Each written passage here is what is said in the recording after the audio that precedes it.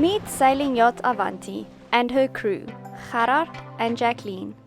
We left Cape Town in December 2021 on our floating home, heading west on an adventure of a lifetime around the world. We have arrived in Tonga's Vavahu group of islands. We are 4 yachts that's clearing in this morning, and we rafted up to another monohull.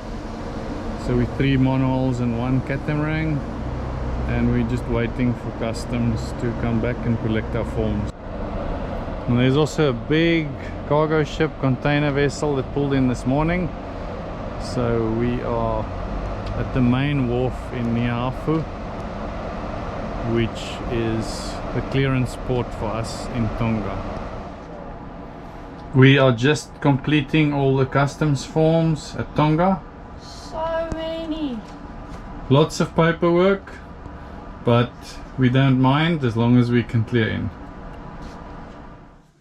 We've decided to test our batteries, so what I've done is I've charged them basically full with the alternator, and I'm disconnecting them one by one to see if 1 or 2 of them are bad and self-discharging. So I've identified 2 that's self-discharging quite quickly. When we disconnected, the voltage falls to about 12.8, and then after that they just keep on falling. Maybe half an hour they're sitting at 11 volts. So there's definitely an issue with those 2. The other 2 still look okay, and I've actually just put them in the circuit now, so the 2 bad ones have been disconnected. So we hope these 2 can take us all the way to Australia, where we might have to buy 2 new ones or 4 new ones. I'm a little bit at my wit's end. The camera has stopped working. It doesn't, when I switch it on, it makes krr, krr, krr, krr, and now it's not even switching on at all anymore.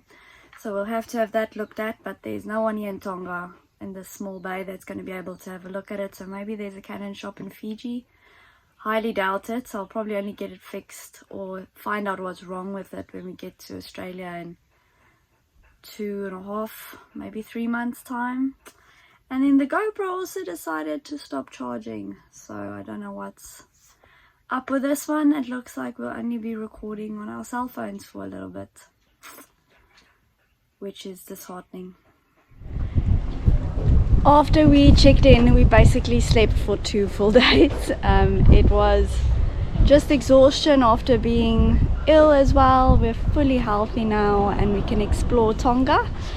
We actually gave in our gas, did our laundry.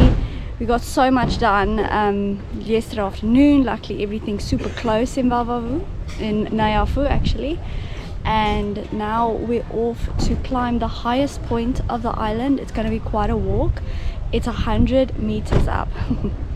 So a few steps, and then we'll get a better overview of the islands of Vavahu, and then we're heading over to one of the caves today. So finally time to explore. Neiafu is a quaint little town with a population of about 4,000 people. It's also the 2nd largest town in the whole of Tonga, with all the shops and restaurants clustered together in one main street. I don't know what's worse, the dogs or the pigs. The strange and unique thing about this town is that pigs and dogs roam freely around in the streets, something we've never seen anywhere else before. More tired than I thought I would be.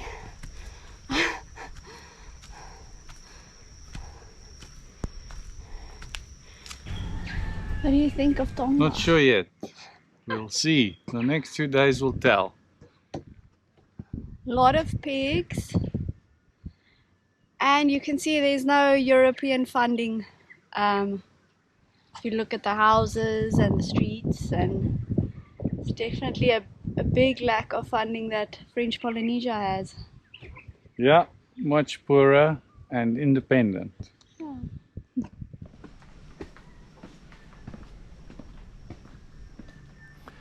There's only a handful of grocery stores in town, with quite limited supplies. A supply ship comes in once a month from New Zealand and offloads supplies, so some stuff can run low at some times. we found that there was no wheat flour for baking bread in town, as well as no white sugar for sale. After our hike to the top of the hill and our brief walk back to town, we were off to one of the famous caves in Neiafu. This cave has a freshwater source that mysteriously fills it. Although the cave is right next to the ocean, the water is fresh with absolutely no salt in it. So the source of the water must be from inland or from underground. The locals still come here to swim on a daily basis. The pigs are really interesting. If it's not a pig chasing us, it's a dog barking at us. The graveyard we're at is quite interesting. It's very colorful and lots of flowers. And actually the people's pictures are quite prominent. They've got large pictures and they don't say birth and death here, but they say sunrise and sunset, which is actually quite beautiful. But all the flowers are plastic, so it'll always be this colorful. It's not real flowers.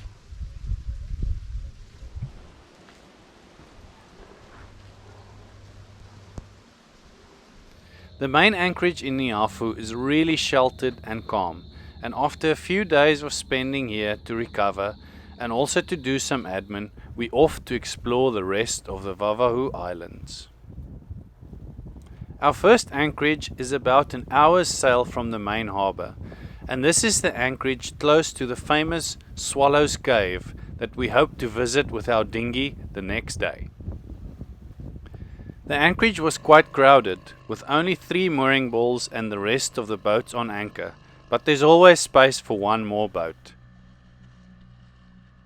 The caves is about 1 nautical mile from the anchorage, and we've heard that it's best visited late afternoon with the sun shining into the cave entrance, so we head off with Blasopi to see what it's like.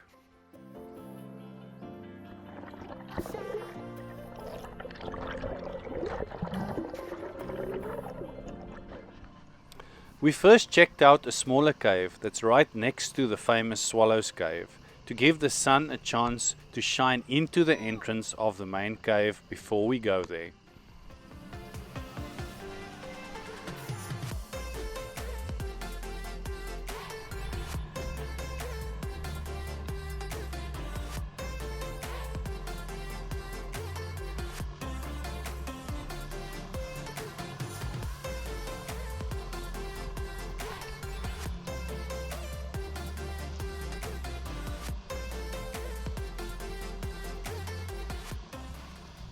As we enter the cave, we get a fright as the water seems very shallow, only to find out later that it's a massive ball of baitfish that's entering the cave for shelter, and it's actually more than 10 meters deep inside.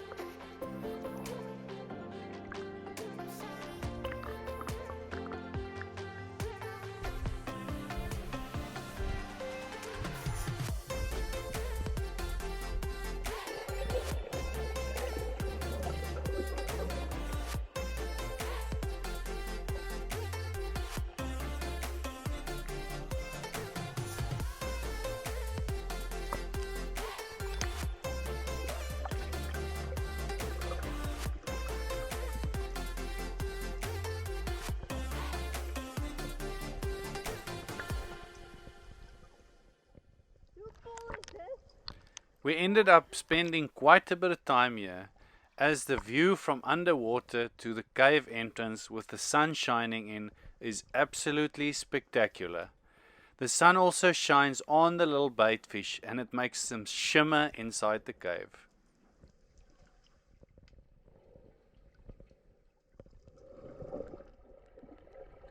The cave has quite a shallow entrance of about 2 meters and a sheer drop to about 50 or 60 meters on the outside.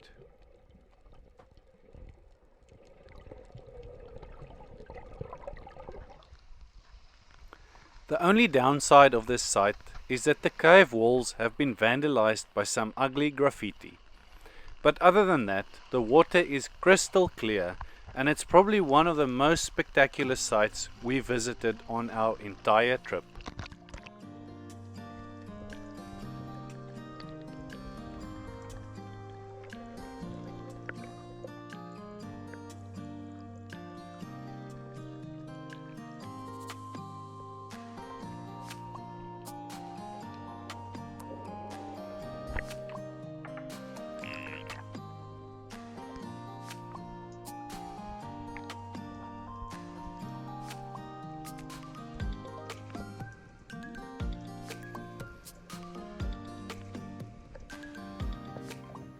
The most hilarious thing, Gerard has to run after Blaasopie. We just pulled her on the beach, not very far because there's no tide, but then you can see her floating away where those people are walking. Run, Gerard! Doing a proper Baywatch run. I think you'll get to her though.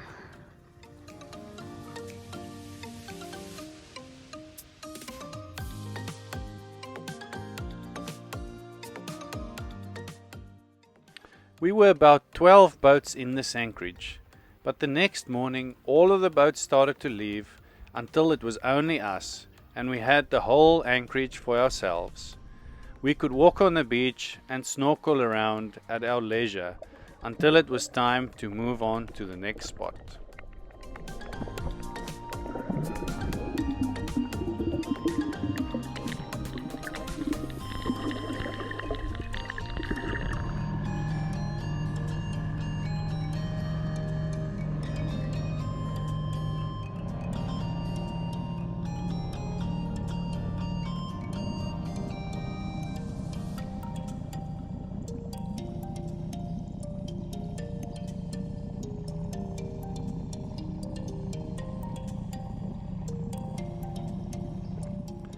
Thanks for joining us this week. If you liked the episode, please give us a like or a comment, or subscribe to the channel to see when the next episode is launched. Thanks to our Patreons for supporting the making of these videos. You can join them by following the link in the description below. Join us next week as we explore the rest of Tonga and we discover a big problem with Avanti's prop.